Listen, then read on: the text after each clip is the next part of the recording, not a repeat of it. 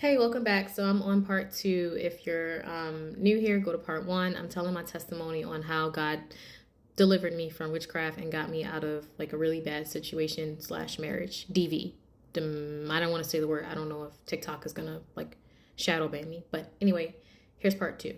So at that point, I was really scared to leave. Like I mean to go home. I didn't want to go home. I stayed out all day long purposely. And this is on a Wednesday, I believe. No, this is on a Friday. It's on a Friday because I remember taking my daughter to school. So I went to go get my daughter and I finally came home. Like I finally came home and I was like, okay, like this was on a Wednesday that this happened. Yeah, this is on a Wednesday because for 2 days we didn't say anything to each other. He didn't say anything to me. I didn't say nothing to him because I was scared. Like I'm not gonna lie to you, I was scared. I didn't know what to say. I didn't know what to think. I was on guard, basically on guard, on alert. But finally, I said something. I'm like, I know you read my journal. If you have any questions, you could just ask. And he didn't ask anything. Like it took him some time. So that Friday rolls around because that's 2 days later. That Friday rolls around. I'm leaving and I'm going to go meet with one of my friends. And y'all, God knows our heart. He knows us so well. He can read our minds, basically. Because my brakes on my car were so bad that I can hear them. I heard them things. They were grinding, okay? And I remember going to meet my friend. I'm like, oh no, it's fine. Like, I'm gonna just get it fixed another time. Like it's fine. I went the whole weekend on these brakes. They were bad too. They were really bad. I'm like, it's fine. Like, it's fine. So Monday rolls around. I'm riding around on these brakes all weekend. Monday rolls around and something said, and now I know it was the Holy Spirit. God said to me, you need to get your brake fixed. They're going to go out today. So I'm like, oh man, like these brakes are going to go out today. They sound bad. I just got the notification in my brain and my spirit that they're going to go out. So I have an uncle who's a mechanic, right? But I didn't want to call my uncle because I didn't want to bother him, number one. Number two, my uncle is very long-winded. I love my uncle to death. If you see this Uncle George, I love you. But he's very long-winded. So I didn't want to call my uncle. I'm like, I don't want to call Uncle George, basically. But I know these brakes are going to go out today. We didn't have any money. So I'm like, what am I going to do? What am I going to do? So I take my daughter to school. I come back home and I'm like, screw it, I'm gonna change these things myself. So I go in and I'm thinking I know what I'm doing because the stuff for the brakes were in the trunk. So I'm like, I can do this myself, like I'm superwoman. So I go and I'm like trying to take the brake off, and my ex-husband comes outside. He's like, what are you doing? I'm like, I'm trying to change my brakes. Like my brakes are messed up. And he goes, you're not gonna be able to do anything if you don't get that wheel lock off of there. I'm like, what the heck is a wheel lock? Well, where's the key? He's like, you don't have a key, you gotta go get the key. So I'm like, okay. So I get in my car and I take it to the Dodge dealership. Y'all, they could not get the wheel lock off. They couldn't get the wheel lock off. At this point, I'm panicking because I have to get my daughter in like an hour. And I know that my brakes are going to go out today. Like they're going to go out, and I don't want them to go out while she's in the car with me, right? So I go to another mechanic, or I go to a mechanic. They couldn't get the wheel lock off. At this point, I'm like, all right, I got to go get my daughter. I'm crunched for time. I go get my daughter. So then I go to another mechanic. That mechanic couldn't get the wheel lock off. So I'm like, okay, at this point, I'm really panicking because I'm like, my brakes are going to go out. They're going to go out. So I don't remember where I was driving to when I left that mechanic, but I leave that mechanic, y'all. Next thing you know, my daughter's in the back and the brakes go out in the middle of the road, okay? Now, listen to this because this is significant. The brakes go out right in front of a church, y'all. So I go and I park my car in the back of this church parking lot. And at this point, I have no choice. So I call my Uncle George. I'm like, Uncle George, this is what's going on. My brakes went out. I don't know what I'm going to do. Y'all, my uncle was there in less than 15 minutes, right?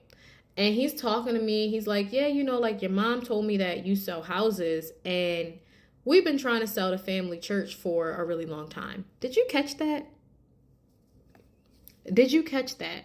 Now, let me also reiterate. The other reason why I was having such a hard time leaving was because I didn't have any money. I didn't have any money. So I was literally writing in my journal every day, praying like, God, I need $10,000. If I could just get $10,000 to get out of this situation, like I'll be happy. Like no money. Okay.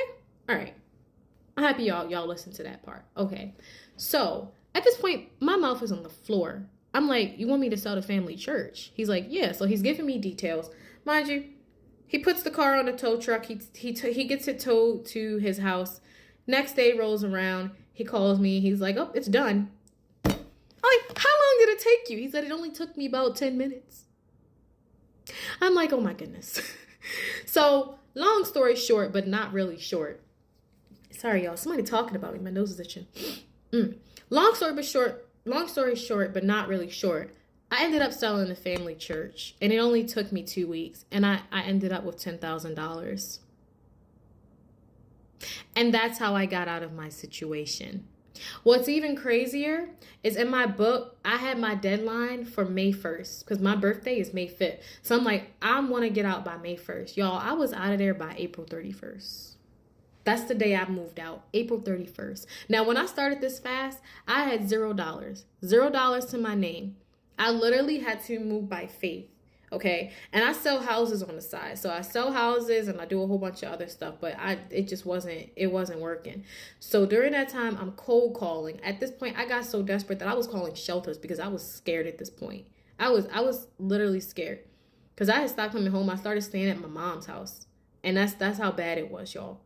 And I ended up selling the family church because my uncle mechanic, but he's also pastor. So I sold the family church and got $10,000 out of it, and that's how I was able to get out. But when I tell y'all, God is that's how God works.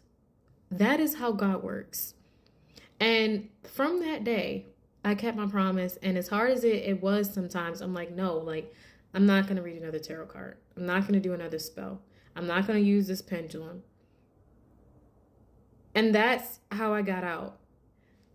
Let me be your motivation to turn your life around today and surrender. Because that's all I had to do was surrender. All I had to do was give up this life that I was so used to. And don't get me wrong, I'm still learning. Oh my gosh, my nose. I'm still learning. I'm still going through, things that us Christians go through when we are on this walk, when we're getting closer to God. I'm still going through divorce and all these different things. But when I tell you I'm still reaping the benefits of that divorce. So another thing, or that situation.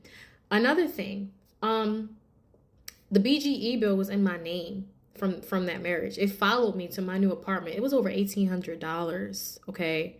Now I knew about it, but I couldn't pay it. I had paid to, I'm thinking, I didn't realize it until I moved in, and I tried to get energy assistance, and energy assistance couldn't help me. So it just kept accumulating. So I'm like, okay, mind you, that $10,000, I helped my ex-husband pay his rent for a month. I paid here for a few months. And then, I did a whole bunch of other stuff to get myself back on my feet, because when I moved out, I didn't take anything with me. My apartment is still pretty empty, but I had to get my kids' stuff, like, my kids' beds. I had to get a bed, like, anyway. So a year later, my grandmother calls me. Nobody knew about my BGE situation, okay? Several turn-off notices. My grandmother calls me, and she's like, we had a family meeting, and we all came to a general consensus. Your uncle, he's retiring pastor.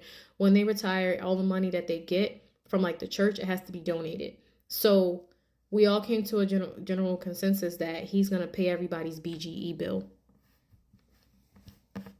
Y'all, did you hear that? Did you hear that?